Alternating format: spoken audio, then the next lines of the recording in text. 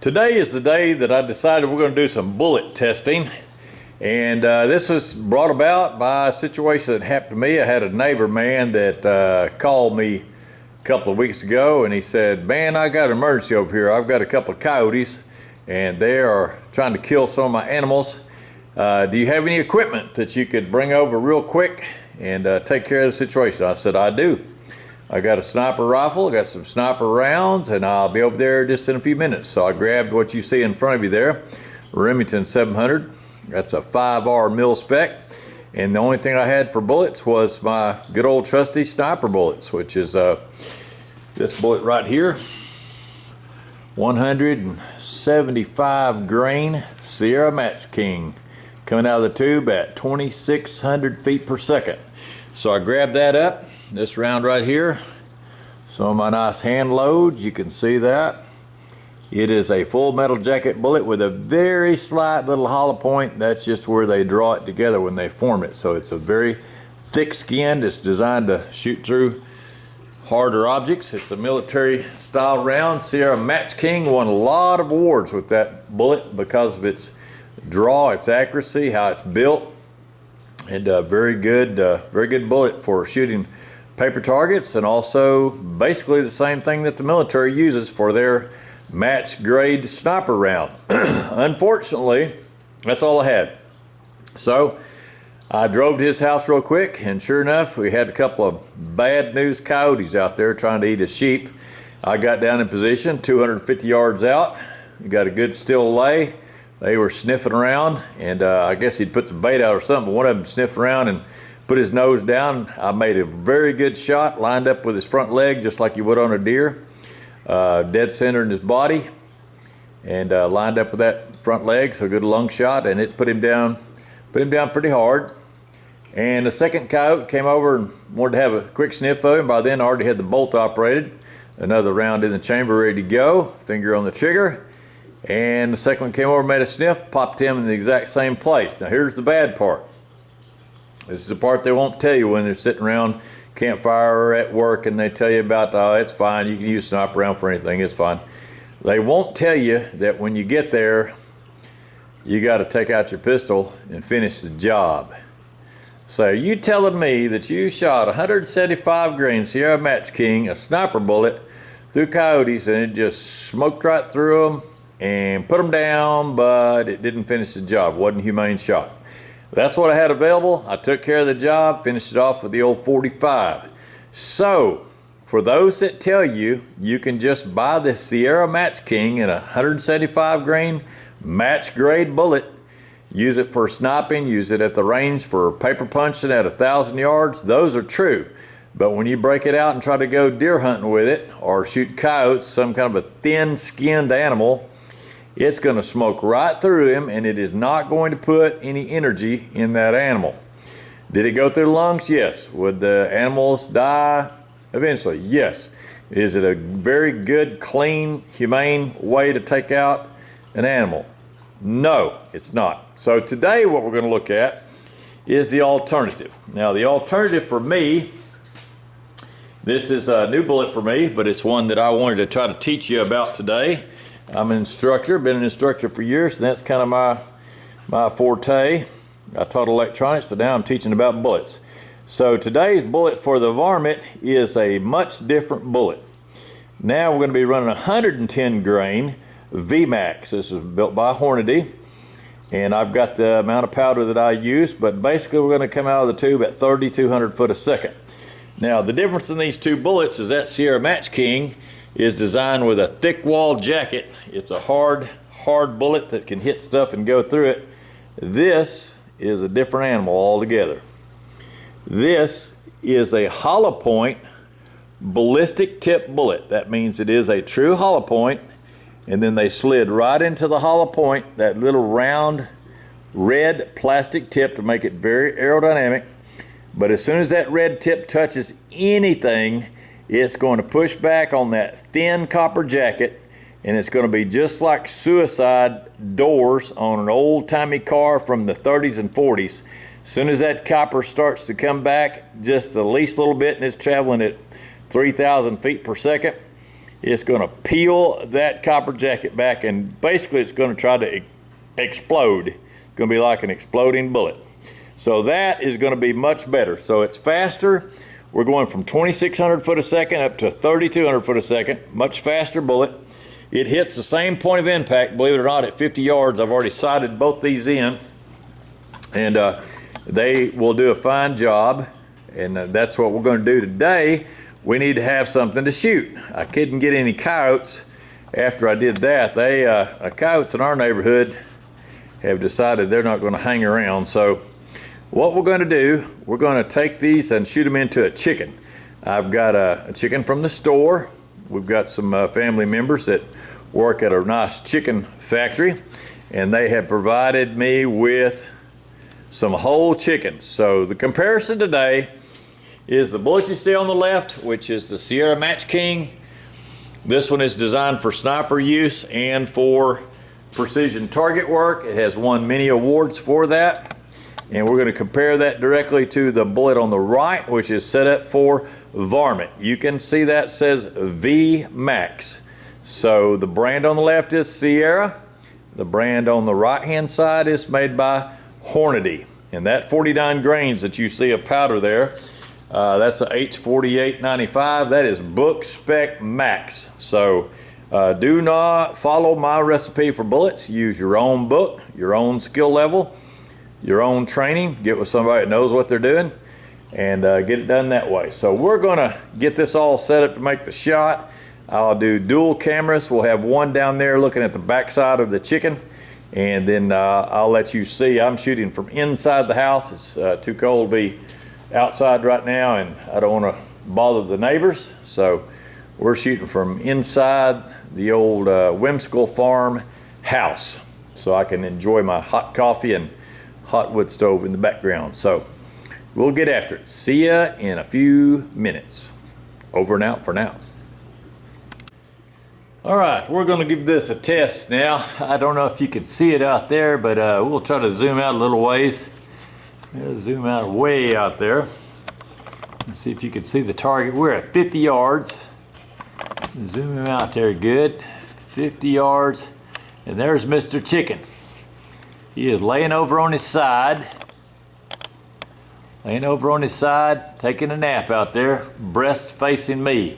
And I'm going to be shooting in the center of that breast, top to bottom, right to left, as centered as I can in the thickest part of the chicken. So let's zoom back in, and we'll see this equipment we're going to use. Sit down right here, and I've got another camera out there filming that, so you'll get a chance to see it. Let's zoom this out wide. Get down here and get with it.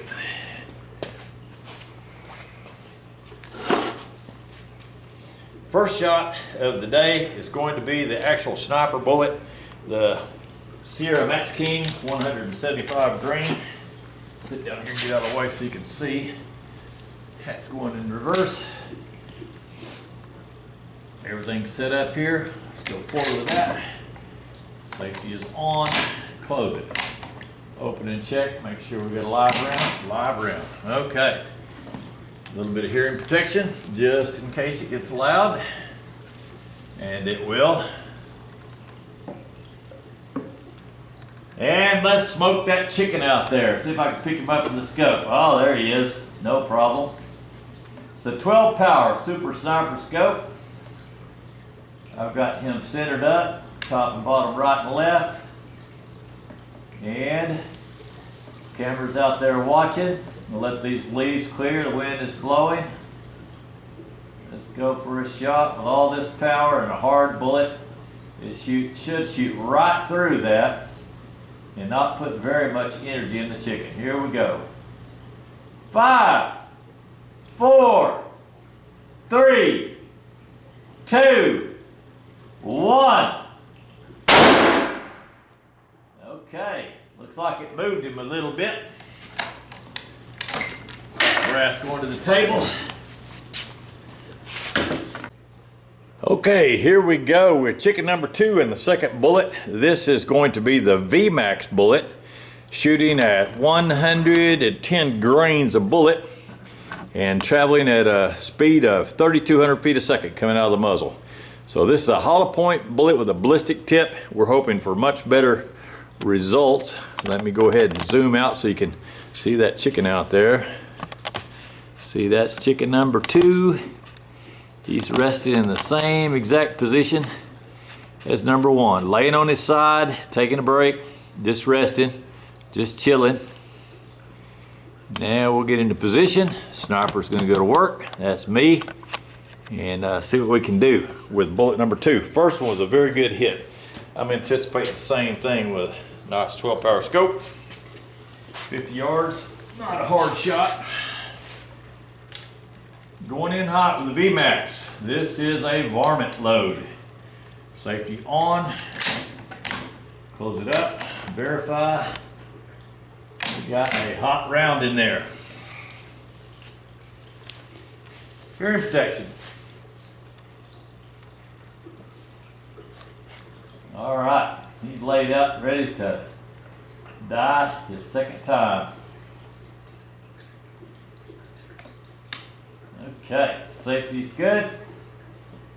All right, chicken, here we go. 5, 4, 3, 2, 1.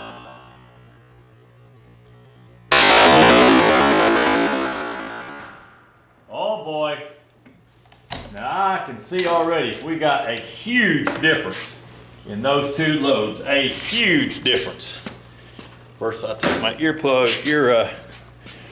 headset off so I don't blow your ears out. And look at this, look at this, look at this. That's pretty amazing. I don't see a chicken sitting out there. Now, that's a big difference in those 2 rounds. The first round, although it did some damage, it obviously would kill a chicken, it'd kill a coyote, kill a deer. But not a good clean kill on a coyote. I shot it with that sniper round and it just passed through him and I had to go finish him with a rifle. This one, if you'll notice, there is no chicken on that milk crate. It blew that chicken. I could see it even out of the corner of my eye. I could see it in the scope too, but I mean, I could see it above my scope line. When I fired, it blew that chicken up in the air. So let's go down there and have a look and see what it looks like on the camera that's down there. Over and out for now.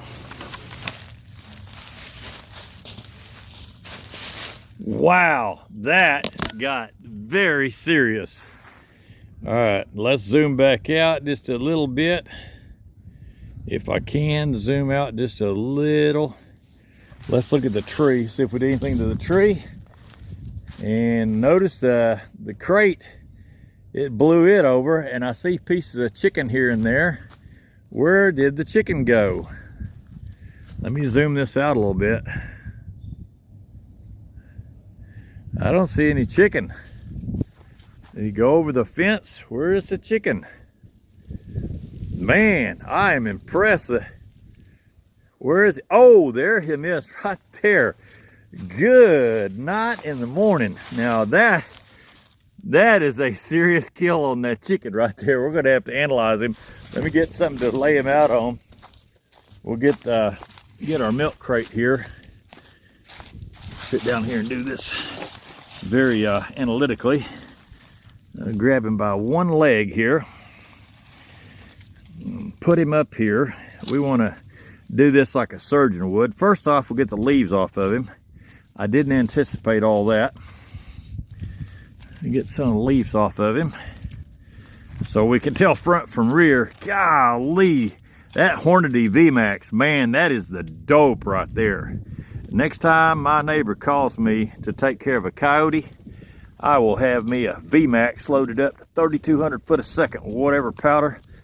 HR 4895 max load, no recoil. Recoil is minimum. All right, let's see if we can find his breast. Golly. All right, I want to get all these leaves off here so that the test is valid. I want you to be able to see everything. All right, let's start in the front, if there is a front to him left. I don't know front from rear here. There's pieces of meat. Look at that chicken meat. See that? The dogs will like that. It took him apart, man. It's like this chicken swallowed a small hand grenade and somebody had a string on it. Okay, I think that is, I can't tell the breast from the rear. All right, we'll turn him over. Turn him over. And let's see what kind of damage. All right, first off, first thing to note, this wing right here is held together only by a piece of skin. That's all that wing is being held by, the fact that that skin has a little bit of elasticity to it, okay? So there's that. It blew the skin completely off the drumstick. The backbone, it exploded it. It took it into giblets. I want to get some of this junk off because the dogs are going to get a chance to eat this while it's raw. Never feed your dogs cooked chicken because the bones will hurt them. That is, okay, this, I know this is a little bit gross, but don't be grossed out. That is the breast meat right there. So it completely took the breast meat apart, all right? It took it, it almost blew the whole breast, and I shot between the two halves of the breast. Even with that, and that's on the front side of the chicken. And you can see, it basically took that chicken. There's the wing. Let's see where the other wing is. Is there another wing on there? This chicken did have two wings. I don't see the other wing. I don't see, okay. Let me look around. I'm missing a wing somewhere. May have blown it off over here. I don't know for sure. Okay, there's a scrap of chicken right there. There's little scrap pieces here and there. Some there. I don't see the wing, but that's okay. The dogs will find that later if it's out here. But that, I'm telling you, for one bullet, that's pretty doggone impressive. That is impressive. And that put every bit of the energy, whatever energy it had, I figure I'll calculate that later. We'll put it on the video. I can calculate it for you. But it definitely, it just took that chicken apart. Where's that other wing? I don't think there is another wing. I think it blew it off. That wing is pretty much off. So that is, and you can see, I mean, there's his tail. There's the tail right there. It was still on there, but that's the breast and the bone right there, centerpiece. Both the legs are okay. But you can see, if that was a live chicken and he was standing out in the yard and you shot him center mass, it didn't leave any copper jacket, didn't leave the plastic from the tip. All that just blew on through, man. So, I am very impressed with this bullet called a VMAX. I have no doubt if you did have to use that in a deer hunting situation, man, you're not going to have any good meat behind it. It'd blow a shoulder off. That's a little bit too much. I'd rather use the core lock or something of that nature. But that's very, very impressive to me. That compared to the first chicken. Let's go ahead and we'll get that other chicken. We'll put them side by side to make a comparison. I'll be right back. Okay, here's the final autopsy on the chicken. The chicken that you see on the left-hand side is the one that we shot first. That was shot with the Sierra Match King, which is a full metal jacket style bullet, thick skin, made for sniper use, 175 grain, traveling at 2,600 feet per second coming out of the tube. No expansion. It's shot into the front of the chicken in the breast, right in the center of the breast. You can see I made a good clean shot. Turn it over. And I mean, this chicken's still good and heavy. There's no problem with that chicken at all. Still good and heavy. And you can see the damage that it did there. Both of the wings are still in place. All it really did is it moved the neck bone out of the way just a little bit. And then came out right there. Put that back in place. Let him rest some more. That'll be supper tonight. I am not throwing that chicken away. There's nothing wrong with that chicken. So, will a Sierra Match King sniper bullet, match grade bullet kill a chicken? Yes, that one's dead. Of course, he was already dead. Now, if I had to shoot a coyote for my neighbor again, or if I was rushed to shoot a deer and I want to make absolutely sure I didn't starve, he wasn't going to get away, good Lord, look at what that thing did. First off, you'll notice that this particular chicken only has one wing. I'm not going to tear it off. I want you to see that it is kind of still there. Where it hit in the middle, it just exploded. That bullet literally just came apart. The little small ballistic tip, plastic tip, pushed into the hollow point. The hollow point let the two edges of the skin of the copper begin to fold back.